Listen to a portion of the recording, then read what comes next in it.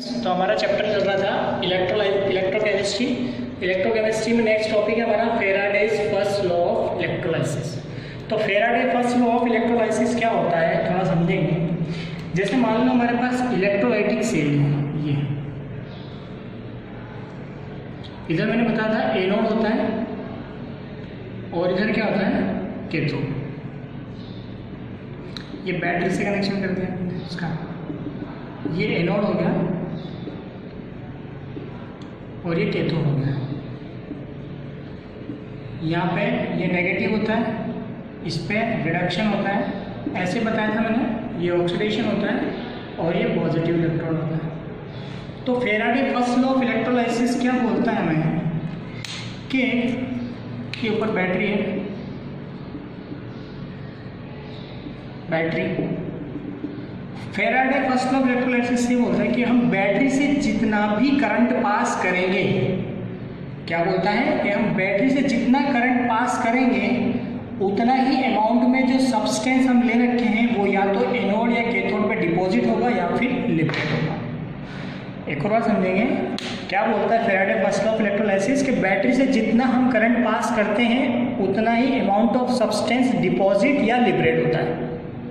ठीक है, तो यहाँ पर लिखा है, देखो समझो, according to Faraday first law of electrolysis amount of substance deposited और लिबरेटेड एट एनी इलेक्ट्रोड, कोई सा भी एनी इलेक्ट्रोड, एक electrode, is directly proportional to quantity of charge pass from battery.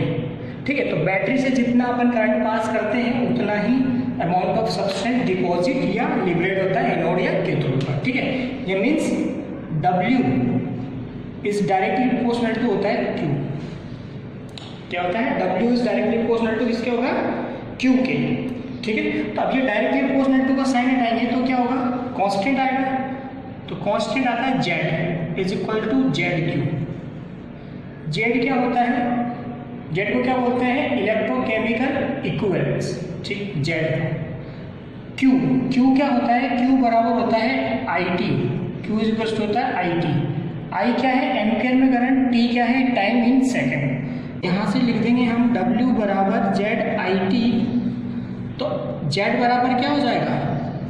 W upon IT, electrochemical equivalence. तो electrochemical equivalence है। अब इसको कैसे डिफाइन करूंगा मैं कि अमाउंट ऑफ सब्सटेंस डिपॉजिट और liberated of any electrode when 1 ampere current is pass for 1 second is known as electrochemical equivalence. Clear होगी बात? तो देखो, इलेक्ट्रोकेमिकल इक्विवेलेंस is the amount of substance deposited or liberated of any electrodes when 1 ampere current is passed for 1 second। ठीक है, तो ये फेराडे का फर्स्ट लॉ था। अब फेराडे का सेकेंड लॉ हम देख रहे हैं। Faraday second law of electrolysis. Faraday of second law of electrolysis क्या बोलता है? According to Faraday second law of electrolysis, if the same amount of current is passed in different electrolytic cell, then mass of substance deposited or liberated at any electrode is directly proportional to equivalent weight of the substance। Means जैसे मान लो हमारे पास ये अलग अलग electrolytic cell है 3।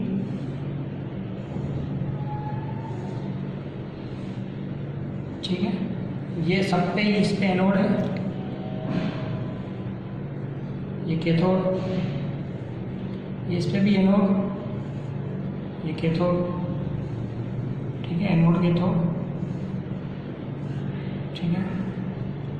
ठीक है, इसका कनेक्शन कैसे है? ये बैटरी से कनेक्ट कर दिया, ये इससे कनेक्ट हो रहा है और ये इससे कनेक्ट हो रहा है। ठीक है, इलेक्ट्रोलाइट भरा हुआ है इसमें। ठीक है, ये बैटरी है, आई एम्पियर करंट इधर से आ रहा है। ठीक है, तो देखो जब हम सेम अमाउंट का करंट पास करेंगे बैटरी से, देखो ये 3 इलेक्ट्रोलाइटिक सेल है, एक ये रहा, एक ये रहा और एक ये रहा। ये 3 इलेक्ट्रोलाइटिक सेल को एक साथ सीरीज में कनेक्ट कर दिया हमने, और क्या कर दिया, इसको बैटरी से कनेक्ट कर दिया। बैटरी से कनेक्ट करने के बाद सेम अमाउंट का करंट डिफरेंट इलेक्ट्रोलाइटिक सेल में हम क्या कर रहे हैं, पास कर रहे हैं। तो क्या होता है, Faraday second law of electrolysis क्या बोलता है, ठीक है, कि जब सेम अमाउंट का करंट हम पास करते हैं डिफरेंट इलेक्ट्रोलाइटिक सेल में, तो जो अमाउंट ऑफ सब्सटेंस डिपॉजिट और लिबरेट होता है इलेक्ट्रोड्स पर, वो डायरेक्टली प्रोपोर्शनल टू होता है equivalent weight of the substance. मतलब जो सब्सटेंस ले रखा है उसके इक्विवेलेंट वेट के डायरेक्टली प्रोपोर्शनल टू होता है। समझो, जो हमने इसमें इलेक्ट्रोलाइटिक सेल 3 है, इनको सीरीज में कनेक्ट कर दिया, इसमें इलेक्ट्रोलाइट डाल दिया होगा हमने, कोई सब्सटेंस लिया होगा। तो जब हम सेम अमाउंट का करंट अलग अलग इलेक्ट्रोलाइटिक सेल में पास करते हैं, तो जो अमाउंट ऑफ सब्सटेंस डिपॉजिट और लिबरेट होता है वो डायरेक्टली प्रोपोर्शनल टू होता है किसके, equivalent weight of the substance के, जो हम सब्सटेंस लिए हुए हैं। क्लियर होगी बात? यानी कि हम भी बोलेंगे W is directly proportional to E, W upon E is equal to क्या हो गया, कांस्टेंट। तो W upon E1 is equal to W2 upon E2 is equal to W3 upon E3 is equal to WN upon EN। ठीक है, क्योंकि हमारे पास 3 electrolytic cell थे। ठीक है, ठीक है, अगर n number of electrolytic cell हो जाएंगे तो क्या लिख देंगे हम, WN अपॉन EN। ठीक है, अब charge of 1 mole electron, 1 mole electron पे चार्ज, ठीक है, charge of 1 mole electrons, 1 mole electron पे जो चार्ज होता है वो होता है 96500, ठीक है, कूलम। ठीक है, इज इक्वल टू, इसकी वैल्यू होती है 1 फैराडे। तो 1 मोल इलेक्ट्रॉन पे जो चार्ज होता है, 1 मोल 1 मोल इलेक्ट्रॉन, वो कितना होता है 96500, और इसकी वैल्यू होती है 1 फैराडे के बराबर, 1 फैराडे। क्लियर होगी बात? अब हम एक फॉर्मूला डिस्कस कर रहे हैं, फॉर्मूला है ग्राम इक्विवेलेंट। ग्राम इक्विवेलेंट का फॉर्मूला होता है moles into n factors, gram equivalent का फॉर्मूला। ठीक है, ये काम आएगा हमको, ग्राम इक्विवेलेंट बराबर होता है moles, number of moles into n factor. ठीक है, अब ये n फैक्टर कैसे निकालते हैं, ये हम 11th क्लास में भी पढ़े हैं। ठीक है, जैसे मान लो हमको निकालना है एसिड के लिए, for acid n factor for acid, तो अगर एसिड का n फैक्टर निकालते हैं तो वो क्या होता है, बेसिसिटी ऑफ एसिड, मीन्स जैसे मान लो बेसिसिटी का मतलब है रिप्लेसेबल H+ आए। जैसे हमारे पास एग्जाम्पल के लिए है HCl, तो HCl में कितने रिप्लेसेबल H+ आए हैं, 1, तो इसका n फैक्टर कितना हो जाएगा, 1। सेम CH3COOH, ठीक है, इसका n फैक्टर देखा है तो इसका n फैक्टर कितना हो जाएगा, इसका भी 1 हो जाएगा। ठीक है, HNO3, इसका n फैक्टर कितना हो जाएगा, रिप्लेसेबल H+ कितना है, 1, तो 1 हो जाएगा। क्लियर? तो ये होगी एसिड की, एसिड का n फैक्टर। अगर हम बेस की बात करेंगे, फॉर बेस, तो बेस का n फैक्टर क्या होता है, एसिडिटी ऑफ बेस। एसिडिटी का मतलब ये होता है कि number of replaceable OH minus ion. तो एग्जांपल जैसे हमारे पास है NaOH, तो NaOH में कितने हैं, OH माइनस 1, तो इसका n फैक्टर 1 हो गया। CaOH होल ट्वाइस, तो इसमें n फैक्टर कितना हो जाएगा, 2 हो जाएगा। क्लियर है? AlOH होल ट्वाइस, तो इसका n फैक्टर कितना हो जाएगा, 3 हो जाएगा। क्लियर होगी बात? तो n फैक्टर कैसे निकालते हैं एसिड का, number of replaceable H+ ion देखेंगे, और बेस का निकालना है तो number of replaceable OH minus ion देखेंगे। अब जैसे मान लो मेरे को किसी सॉल्ट का n फैक्टर निकालना है, सॉल्ट, तो सॉल्ट कैसे, सॉल्ट का जो n फैक्टर होता है वो होता है टोटल पॉजिटिव और टोटल नेगेटिव आयंस। जैसे हमारे पास है NaCl, NaCl में टोटल पॉजिटिव कितना है 1, तो इसका n फैक्टर हो जाएगा 1, क्योंकि NaCl किसमें टूटेगा Na+Cl-, तो पॉजिटिव भी 1 है, Cl भी 1 है, ठीक है। K2SO4, K2SO4 का n फैक्टर कितना हो जाएगा 2, क्योंकि इसमें 2K प्लस है, तो इसका n फैक्टर कितना हो जाएगा 2, ठीक है। Al2SO4 होल थ्राइस, ये सॉल्ट है, तो इसका n फैक्टर कितना हो जाएगा, कितना होगा n फैक्टर, ये किस पे टूटेगा 2Al+3 इस पे टूटेगा। तो देखो एक एल्यूमिनियम पे +3 चार्ज है, तो 2 पे कितना होगा 6, तो इसका हो जाएगा 6 n फैक्टर। तो n फैक्टर इस तरीके से निकालते हैं। तो जो ग्राम इक्विवेलेंट का जो फॉर्मूला है वो क्या है, मोल्स इंटू n फैक्टर। और n फैक्टर कैसे निकालते हैं, एसिड होगा कैसे निकालेंगे, ठीक है, बेसिसिटी ऑफ एसिड, और अगर बेस होगा तो क्या हो जाएगा एसिडिटी ऑफ बेस, और सोल्ट होगा तो टोटल पॉजिटिव, ठीक है, और टोटल नेगेटिव। क्लियर है। देखिए जैसे हमारे पास है एग्जांपल के लिए sodium +1 electron gives Na solid. तो यहाँ पर जो सोडियम है इसका 1 मोल दिया हुआ है हमें, कितना मोल दिया हुआ है 1 मोल। तो यहाँ पर अगर हम निकालेंगे नंबर ऑफ फेराडे, तो नंबर ऑफ फेराडे कितना हो जाएगा, क्या होगा, इलेक्ट्रॉन कितने हैं इसमें 1 इलेक्ट्रॉन, तो कितना हो जाएगा ये 1 फेराडे। क्लियर है। अब हम निकालेंगे ग्राम इक्विवेलेंट। तो ग्राम इक्विवेलेंट का फॉर्मूला क्या बताया मैंने, मोल्स इंटू n फैक्टर। तो मोल कितने हैं इसमें 1, तो 1 डाल देंगे। n फैक्टर कितना है इसका 1, क्योंकि 1 मोल में इलेक्ट्रॉन का ट्रांसफर 1 बार, मतलब इसमें इलेक्ट्रॉन कितने हैं 1 इलेक्ट्रॉन, तो 1 आ जाएगा। दोनों को सॉल्व करेंगे तो 1 आ जाएगा। तो ग्राम इक्विवेलेंट की वैल्यू भी 1 है, और नंबर ऑफ फेराडे भी कितना है 1 है, मीन्स नंबर ऑफ फेराडे बराबर है ग्राम इक्विवेलेंट के। Same Mg+2 electron gives Mg solid. तो यहाँ पर Mg का 1 मोल है, अगर मैं नंबर ऑफ फेराडे निकालूंगा तो नंबर ऑफ फेराडे कितना हो जाएगा 2F, 2 इलेक्ट्रॉन्स हैं। तो ग्राम इक्विवेलेंट क्या आ जाएगा moles into n factor.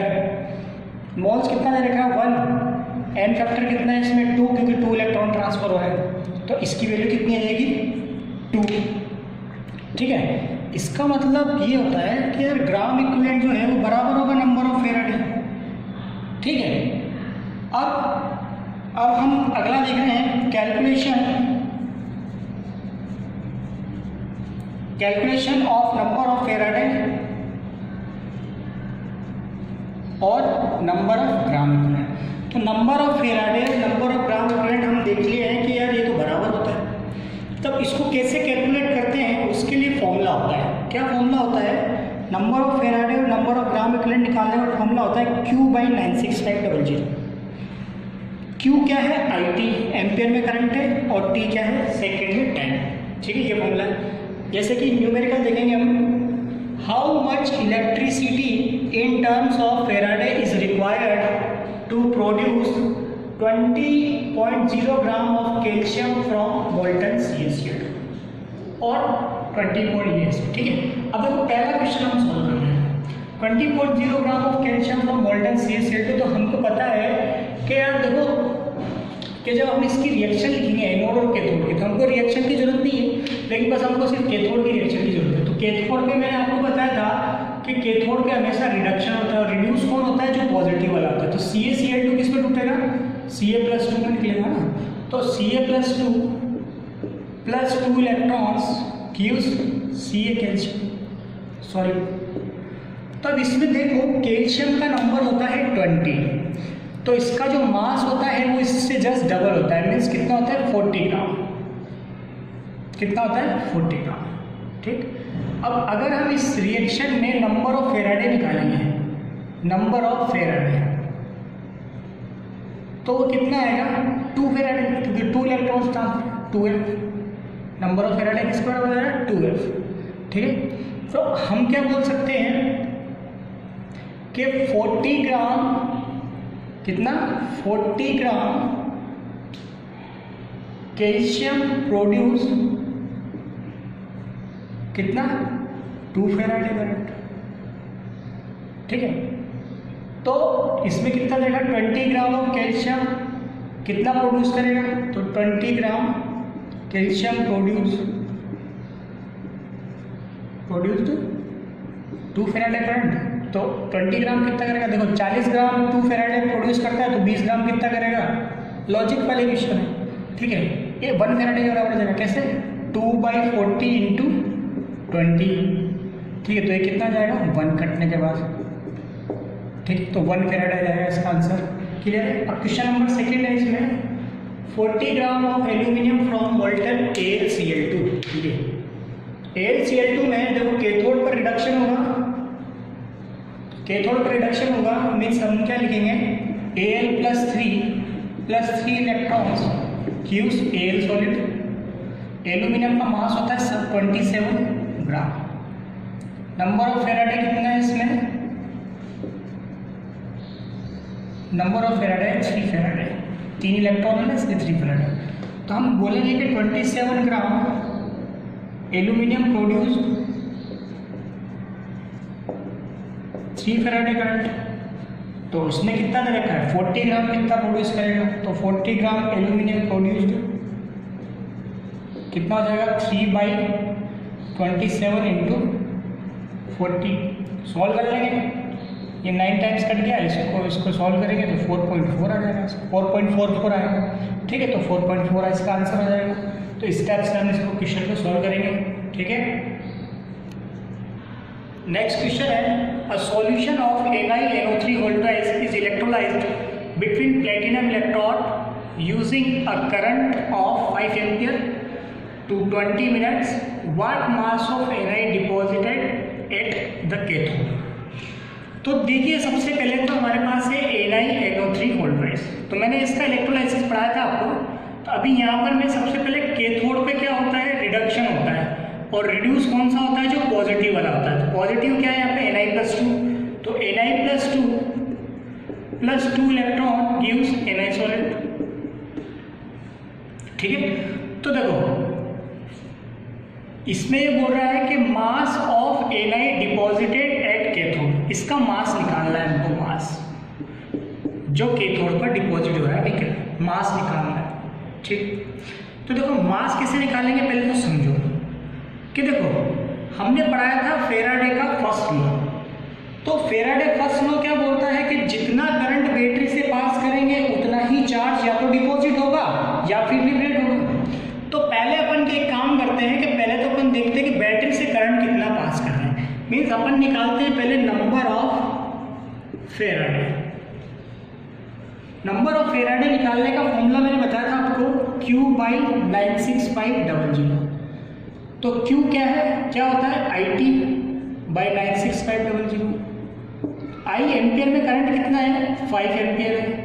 T time कितना है? मिनट्स में है, तो सेकंड में कन्वर्ट कर लेंगे, 60 / 96500, 96500। तो जब इसको सॉल्व करेंगे हम 0.062 आएगा। तो ये हमने नंबर ऑफ फेराडे काउंट कर लिया, ठीक है। तो नंबर ऑफ फेराडे मतलब बैटरी से इतना करंट हम पास कर रहे हैं, तो इतना ही चार्ज डिपॉजिट या लिबरेट हो रहा होगा, कहाँ पे? एनोड और कैथोड पे। तो अकॉर्डिंग टू फर्स्ट लॉ,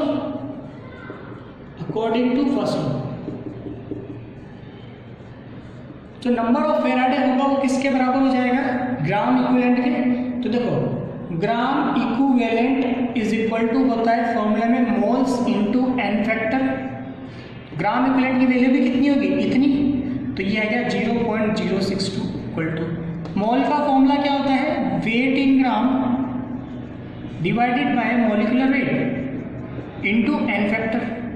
तो हमको क्या निकालना है? हमको निकालना है वेट इन ग्राम, क्योंकि कितना मास डिपॉजिट हो रहा है वही तो निकालना है, तो वेट निकालना है। तो इसका फॉर्मूला जाएगा weight in gram is equal to क्या जाएगा? 0.062 इंटू मॉलिक्यूलर वेट Ni का दे रखा है 58.17, ठीक है, divided by n factor.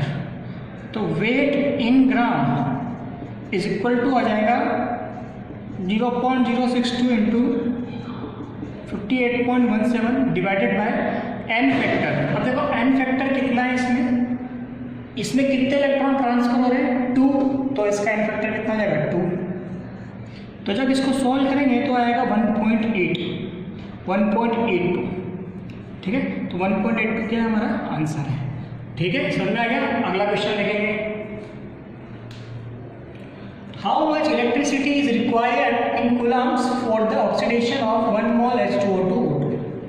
Solution लिखेंगे, very easy question, NCERT question सारे सिंपल है। 1 मोल H2O2 O2, देखो H2O से क्या बन रहा है O2, तो H2O से O2 क्या होता है, पानी का बनता है जब हाइड्रोजन और ऑक्सीजन रिएक्शन करता है, तो मीन्स यहाँ पे हाइड्रोजन भी निकलेगा H2। अभी रिएक्शन को बैलेंस कर देंगे, तो यहाँ पे 2 हाइड्रोजन है, यहाँ पे 2 है, बैलेंस है। ऑक्सीजन यहाँ पे 2 है, यहाँ पे 1 है, तो 1/2 कर देंगे, ठीक है। H2O से क्या जा रहा है ये O2, यानी कि यहाँ पे H2O में ऑक्सीजन का ऑक्सीडेशन नंबर कितना है -2, और यहाँ पे ऑक्सीजन का क्या है ऑक्सीडेशन नंबर 0 फ्री स्टेट में, तो ये हो गया 0।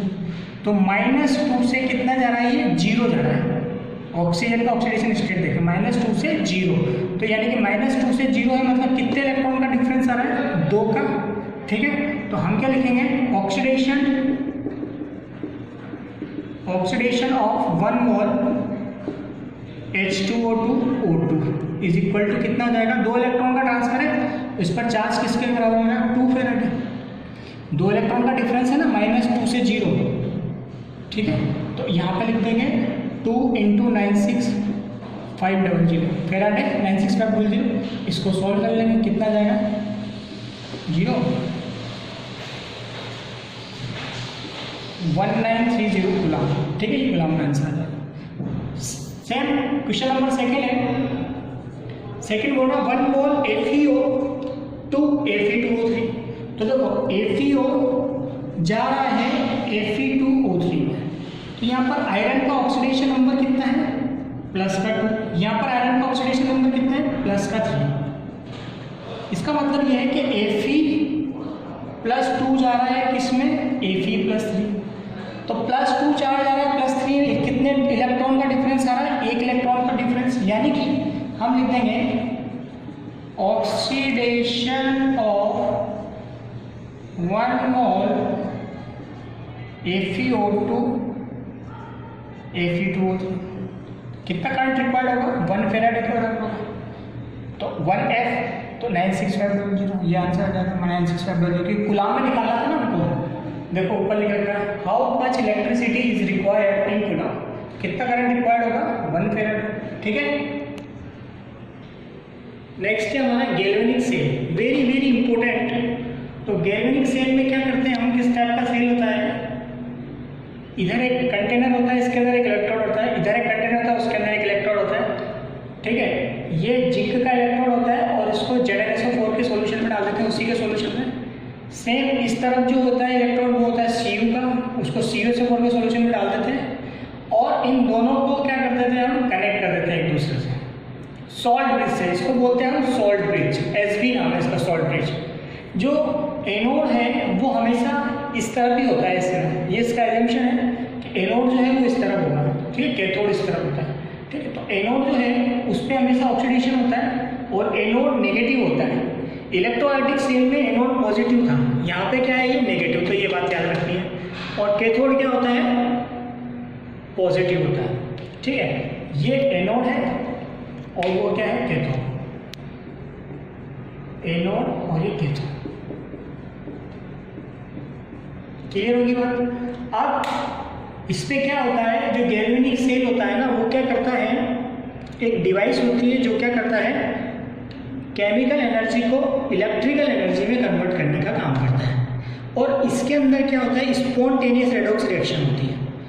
जब हम इलेक्ट्रोलाइटिक सेल पढ़ा थे तो उसमें हमने पढ़ा था कि इलेक्ट्रिकल एनर्जी केमिकल एनर्जी में कन्वर्ट होती थी, लेकिन गैल्वेनिक सेल में क्या होता है, केमिकल एनर्जी इलेक्ट्रिकल एनर्जी में कन्वर्ट होती है, और क्या होती है, स्पॉन्टेनियस रेडॉक्स रिएक्शन होती है इसके अंदर।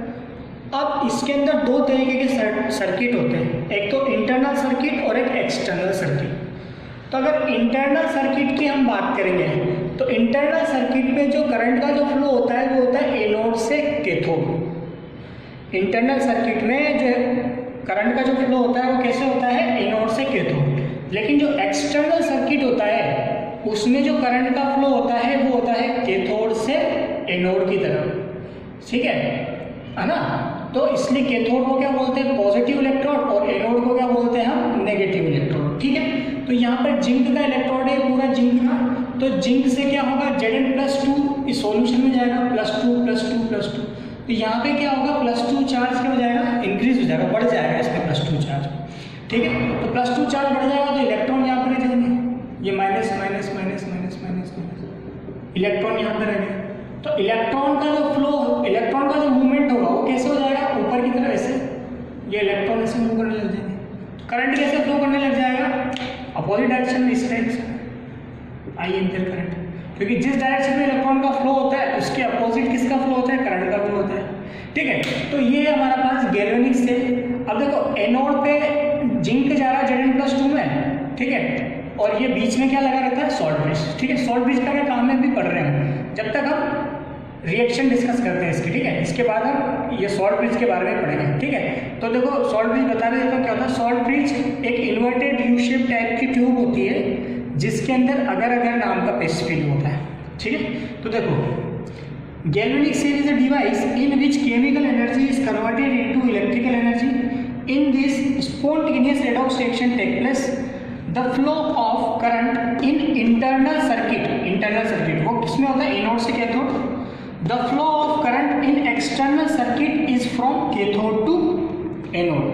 Therefore, cathode is positive electrode is known as positive electrode and anode is known as negative electrode. ठीक, तो हमने बोला है कि एनोड पर क्या होता है, ऑक्सीडेशन होता है।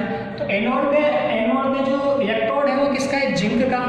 तो Zn किस में जाएगा, Zn+2 इलेक्ट्रॉन ऑक्सीडेशन।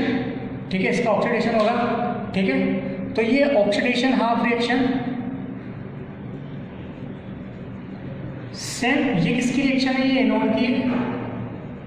और अगर हम कैथोड की रिएक्शन लिखेंगे तो कैथोड पे क्या होगा, Cu+2 electron gives Cu solute. तो ये है रिडक्शन हाफ रिएक्शन।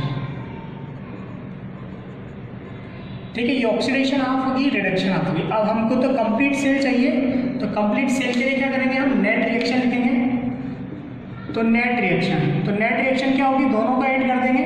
तो देखो ये इलेक्ट्रॉन से इलेक्ट्रॉन कट जाएगा, यहाँ पे आ जाएगा Zn solid plus Cu+2 aqueous से Zn+2, ठीक है, प्लस Cu सॉलिड। ये है कंप्लीट सेल रिएक्शन। अगर हम बोलेंगे कि इसमें कितने इलेक्ट्रॉन का ट्रांसफर हुआ है, तो हम बताएंगे कि 2 इलेक्ट्रॉन का ट्रांसफर हुआ है, क्योंकि इसमें 2 इलेक्ट्रॉन कट जा रहे हैं। ठीक है, तो ये क्या है, इसकी केमिकल रिएक्शन होगी, एनोड की होगी, ये कैथोड की होगी, और ये नेट सेल रिएक्शन होगी। ठीक है, समझ में आ गया। अब सॉल्ट ब्रिज की बात करेंगे तो ये सॉल्ट ब्रिज होता है, देखो ये, इसको हम सॉल्ट ब्रिज बोलते हैं। इसमें क्या होता है, इसका क्या काम होता है, ये पहली बात तो सर्किट को कंप्लीट करने का काम करता है सॉल्ट ब्रिज। ठीक है, और ये क्या करता है, इलेक्ट्रिकल न्यूट्रलिटी को मेंटेन करके रखता है। और क्या करता है, थर्ड काम क्या करता है, 3 काम करता है, it reduce the junction potential, यानी कि 3 काम करता है ये। ठीक है, दूसरी बात, सॉल्ट ब्रिज क्या क्या होता है, it is a inverted U shape type tube, है ना, यू शेप ट्यूब होती है। जो क्या होता है, यू शेप ट्यूब होती है ये, containing strong electrolyte in jail form. Strong electrolyte भरा होता है इसके अंदर जेल फॉर्म में, जिसको हम अगर भी बोलते हैं। जैसे कि एग्जांपल के लिए KNO3, KCl, ये इसके अंदर हम फिल करके रखते हैं। ठीक है, अब हम एक बात का ध्यान रखते हैं कि जो इलेक्ट्रोलाइट इसमें हम डाल रहे हैं, स्ट्रॉन्ग इलेक्ट्रोलाइट, किसमें, इन सॉल्ट ब्रिज के अंदर, वो ना तो इलेक्ट्रोड से रिएक्शन करना चाहिए और ना ही इस सॉल्यूशन से रिएक्शन करना चाहिए।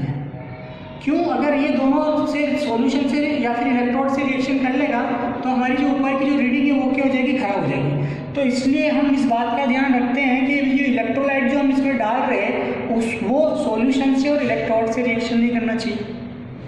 ठीक है, दूसरी बात, इसके अंदर जो हम इलेक्ट्रोलाइट डालते हैं, जैसे कि KCl हो गया या फिर KNO3 हो गया, तो उसके अंदर जो केटायन और एनायन जो होते हैं ना, उनकी स्पीड, आयनिक स्पीड सेम होनी चाहिए। ठीक है, तो इसमें अपन क्या डालते हैं, जैसे कि एग्जांपल के लिए इसका एग्जांपल है KNO3, KCl NH4Cl NH4 NO3 etcetera ये सब चीज़ें यूज़ करते हैं। तो इसमें एक बार IIT में भी सवाल पूछा था KNO3 हम इसमें सॉल्ट ब्रिज में डालते तो क्यों डालते हैं? इसलिए डालते हैं क्योंकि केटाइन और एनाइन की जो आयनिक स्पीड है वो सेम होती है, ठीक है। इसलिए फंक्शन में मैं अभी थोड़ी देर पहले बताई थी आपको कि इट कंप्लीट द सर्किट, ठीक है। दूसरा, it maintaining the electrically neutrality and it reduce the junction potential. Electrically neutrality का मतलब क्या है? देखो इधर समझो, यहाँ पर इसके अंदर प्लस चार्ज सॉल्यूशन में आ रहा है, पॉजिटिव चार्ज, तो पॉजिटिव चार्ज सॉल्यूशन में कंटिन्यू आ रहा है, तो पॉजिटिव चार्ज इस सॉल्यूशन में बढ़ जाएगा। तो तो इलेक्ट्रिकली न्यूट्रलिटी को मेंटेन करने के लिए जो सॉल्ट ब्रिज में हमने KNO3 लिया है, तो उसमें जो NO3 माइनस है वो क्या करेगा, इसमें नीचे आ जाएगा इसके अंदर, और अंदर आके इसको क्या करेगा, इलेक्ट्रिकली न्यूट्रलिटी को मेंटेन करके रखेगा, ठीक है।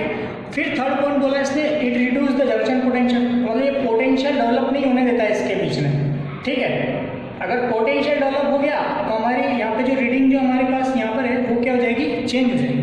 क्लियर है?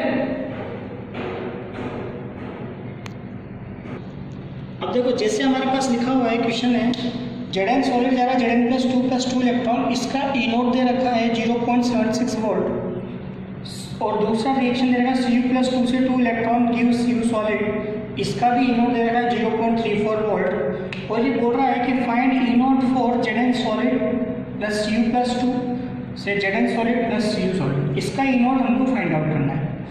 दो रिएक्शन दे रखी होगी आपको क्वेश्चन में, और तीसरी रिएक्शन का E नोट उसने पूछा होगा। तो अब हम कैसे सोल्व करेंगे, कैसे दिमाग लगाना है? सबसे पहले आप दिमाग लगाना है कि यार देखो इन दोनों रिएक्शनों से ये रिएक्शन हम कैसे बना सकते हैं। तो कैसे बना सकते हैं, देखो सॉल्यूशन लिख रहा हूँ मैं यहाँ पे, ठीक है। Zn सॉलिड है, इसके बाद क्या है, सॉरी Zn + 2 इलेक्ट्रॉन्स, फिर दूसरा है Cu+2 इलेक्ट्रॉन्स, Cu सॉलिड, इसका E नोट दे रखा है 0.76 वोल्ट, इसका E नोट दे रखा है 0.34 वोल्ट। तब हम क्या करें, जो रिएक्शन नंबर फर्स्ट और रिएक्शन नंबर सेकेंड है दोनों को ऐड कर देते हैं। तो दोनों को ऐड करेंगे तो ऐड करने से क्या होगा, ये इलेक्ट्रॉन से इलेक्ट्रॉन कट जाएगा, और यहाँ पे बचेगा Zn सॉलिड प्लस Cu+2 से Cu सॉलिड प्लस Zn+2। अच्छा, ये वाला रिएक्शन तो पूछा था, इसी का तो E नोट पूछ रहा है, नेट रिएक्शन का। तो देखो इस रिएक्शन में इलेक्ट्रॉन प्रेजेंट नहीं है। एक बात ध्यान रखना है, जो E नोट सेल निकालेंगे इसका, E naught cell net reaction का, तो वो क्या होगा, ये निकालना, ये पूछा है इसमें। तो ये कैसे निकालेंगे, सबसे पहले हम देखेंगे इसमें कहीं इलेक्ट्रॉन तो प्रेजेंट नहीं है, ठीक है। अगर इलेक्ट्रॉन प्रेजेंट नहीं है तो E नोट की वैल्यू को हम डायरेक्ट ही क्या कर देते हैं, ऐड कर देते हैं, ठीक है। तो डायरेक्ट हमारे पास जो E नोट आएगा वो क्या आ जाएगा, दोनों की वैल्यू क्या हो जाएगी, ऐड हो गया जाएगी, ठीक है। कैसे ऐड करेंगे, देखो E नोट पे लिखेंगे, E नोट उसकी वैल्यू हो जाएगी 0.76 प्लस 0.34, तो E नोट की वैल्यू हो जाएगी, कितना जाएगा, 1.1 वोल्ट। ये हमारे पास आंसर आ जाएगा। अच्छा, मैंने इन दोनों वैल्यू को ऐड किया है, ठीक है। ये वैल्यू ऐड कब नहीं करनी है, उसके लिए हम एक न्यूमेरिकल दूसरा सॉल्व कर रहे हैं, तो उससे हम समझेंगे कि ये वैल्यू ऐड कब नहीं करनी है, ठीक है। यहाँ पे ऐड क्यों किया, क्योंकि फाइनल जो रिएक्शन थी इसमें कहीं पर भी कोई भी इलेक्ट्रॉन प्रेजेंट नहीं है। तो अगर फाइनल रिएक्शन में इलेक्ट्रॉन प्रेजेंट नहीं होता है तो E नोट की वैल्यू डायरेक्ट ऐड कर देते हैं, और अगर गलती से इसमें इलेक्ट्रॉन आ जाता है तो फिर E नोट की वैल्यू निकालने के लिए अलग मेथड है, वो अलग क्वेश्चन से समझेंगे। अब जैसे सेकेंड क्वेश्चन हमारे पास दे रखा है कि Fe+3+1 इलेक्ट्रॉन Fe+2 सॉलिड में गया, E नोट की वैल्यू इसकी x दे रखी है। दूसरा Fe सॉलिड जा रहा है, Fe+2 में +2 इलेक्ट्रॉन, E नोट की वैल्यू y वोल्ट दे रखी है, और इसने बोला है कि find E note for Fe+3+3 electron, ये पूछा इसने।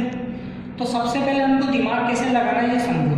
पहले तो आप देखो कि इन दोनों रिएक्शनों से आप येली रिएक्शन कैसे बना सकते हो।